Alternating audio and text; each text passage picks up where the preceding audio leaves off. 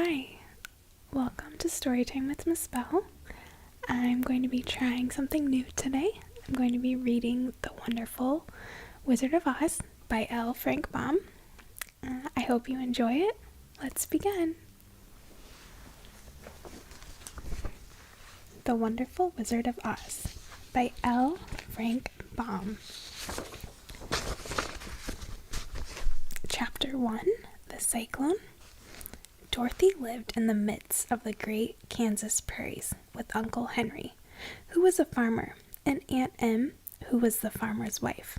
Their house was small, for the lumber to build it had to be carried by wagon many miles. There were 4 walls, a floor, and a roof, which made one room, and this room contained a rusty-looking cook stove, a cupboard for the dishes, a table, 3 or 4 chairs, and the beds. Uncle Henry and Aunt Em had a big bed in one corner, and Dorothy had a little bed in another corner.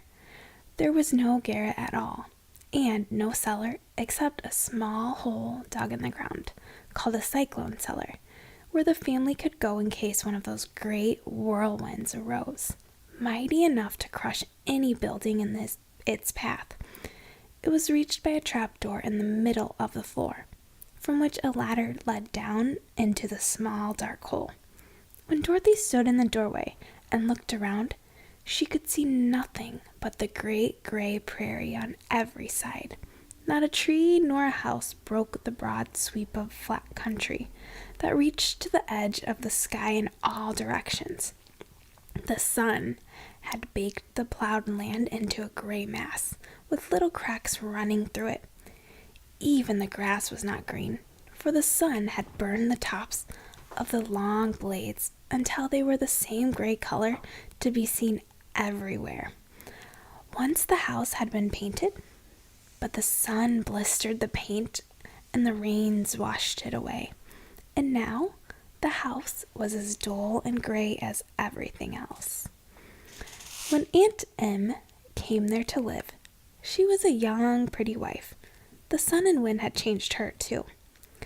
They had taken the sparkle from her eyes and left them a sober gray. They had taken the red from her cheeks and lips, and they were gray also. She was thin and gaunt, and never smiled now. When Dorothy was an orphan, first came to her, Aunt Em had been so startled by the child's laughter that she would scream and press her hand upon her heart whenever Dorothy's merry voice reached her ears, and she still looked at the little girl with wonder that she could find anything to laugh at. Uncle Henry never laughed. He worked hard from morning till night and did not know what joy was. He was gray also, from his long beard to his rough boots, and he looked stern and solemn and rarely spoke. It was Toto that made Dorothy laugh and saved her from growing as gray as her other surroundings. Toto was not gray. He was a little black dog with long silky hair and small black eyes that twinkled merrily on either side of his funny wee nose. Toto played all day long, and Dorothy played with him and loved him dearly. Today, however, they were not playing. Uncle Henry sat upon the doorstep and looked anxiously at the sky, which was even grayer than usual. Dorothy stood in the door with Toto in her arms and looked at the sky too. Aunt Em was washing the dishes.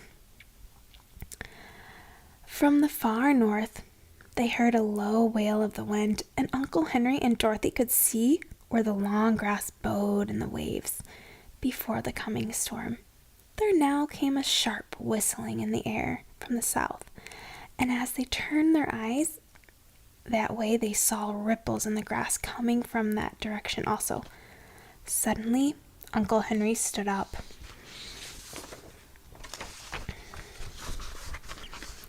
"There's a cyclone coming, Em," he called to his wife.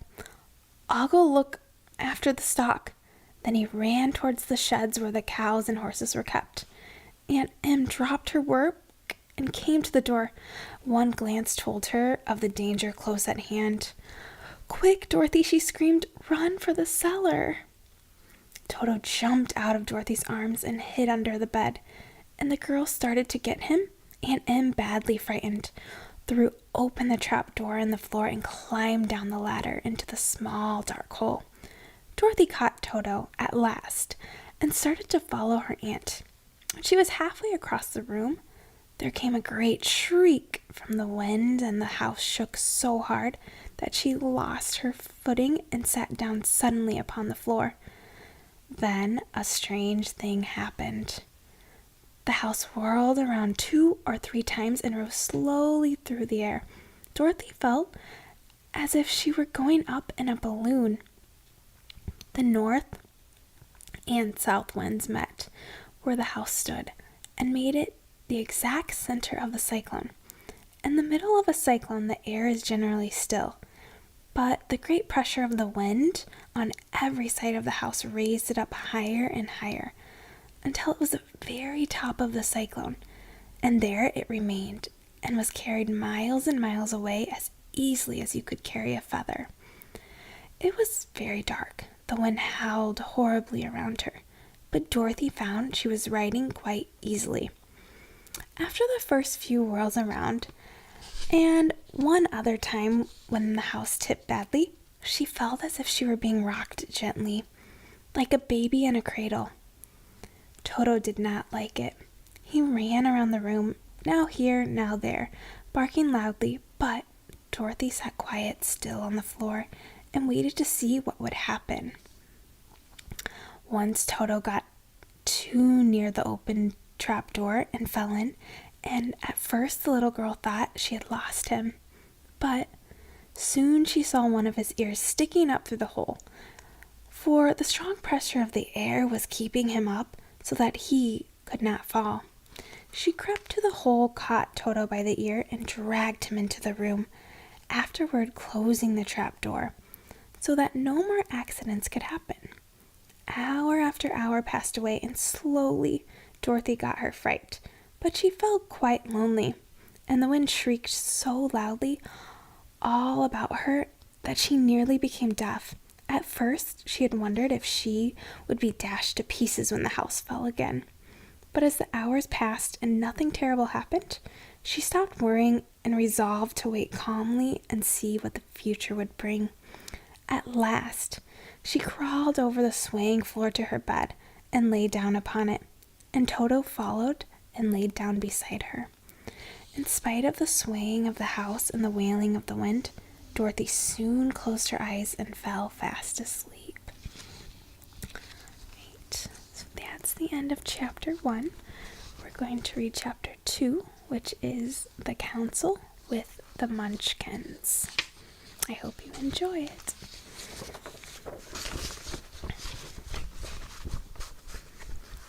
She was awakened by a shock, so sudden and severe that if Dorothy had not been lying on the soft bed, she might have been hurt. As it was, the jar made her catch her breath and wonder what had happened. And Toto put his cold little nose into her face and whined dismally. Dorothy sat up and noticed that the house was not moving, nor was it dark, for the bright sunshine came in at the window, flooding the little room. She sprang from her bed and with Toto at her heels ran and opened the door. The little girl gave a cry of amazement and looked about her, her eyes growing bigger and bigger at the wonderful sights she saw. The cyclone had set the house down very gently. For a cyclone, in the midst of a country of a marvelous beauty, there were lovely patches of greensward all about, with stately trees bearing rich and luscious fruits. Banks of gorgeous flowers were on every hand, and birds, with rare and brilliant plumage, sang and fluttered in the trees and bushes. A little way off was a small brook, rushing and sparkling along between green banks and murmuring in a voice very grateful to a little girl who had lived so long on the dry, gray prairies. While she stood looking eagerly at the strange and beautiful sights, she noticed coming toward her a group of the queerest people she had ever seen. They were not as big as the grown folk she had always been used to, but neither were they very small. In fact, they seemed about as tall as Dorothy, who was a well-grown child for her age, although they were, so far as looks go, many years older.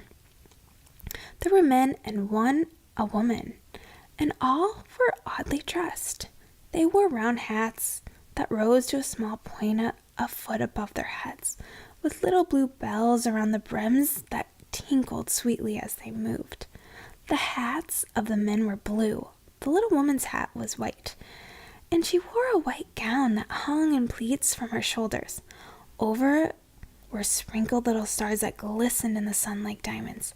The men were dressed in blue, of the same shade as their hats, and wore well-polished boots with a deep roll of blue at the tops. The men, Dorothy thought, were about as old as Uncle Henry, for 2 of them had beards, but the little woman was doubtless much older. Her face was covered with wrinkles, her hair was nearly white, and she walked rather stiffly. When these people drew near the house where Dorothy was standing in the doorway, they paused and whispered among themselves, as if afraid to come farther. But the little old woman walked up to Dorothy, made a low bow, and said in a sweet voice, "You are welcome, most noble sorceress, to the land of the Munchkins. We are so grateful to you for having killed the Wicked Witch of the East, and for setting our people free from bondage." Dorothy listened to this speech with wonder. What could the little woman possibly mean by calling her a sorceress and saying she had killed the Wicked Witch of the East? Dorothy was an innocent, harmless little girl who had been carried by a cyclone many miles from home. She had never killed anything in her life. But the little woman evidently expected her to answer, so Dorothy said with hesitation, "You are very kind, but there must be some mistake. I have not killed anything." "Your house did anyway," replied the little old woman with a laugh. "And that is the same thing. See," she continued, pointing to the corner of the house. "There are her 2 feet, still sticking out from under a block of wood." Dorothy looked and gave a little cry of fright. There, indeed, just under the corner of the great beam of the house rested 2 feet were sticking out, shod in silver shoes with pointed toes. Oh dear," cried Dorothy, clasping her hands together in dismay. "The house must have fallen on her. Whatever shall we do?" "There is nothing to be done," said the little woman calmly. "But who was she?" asked Dorothy.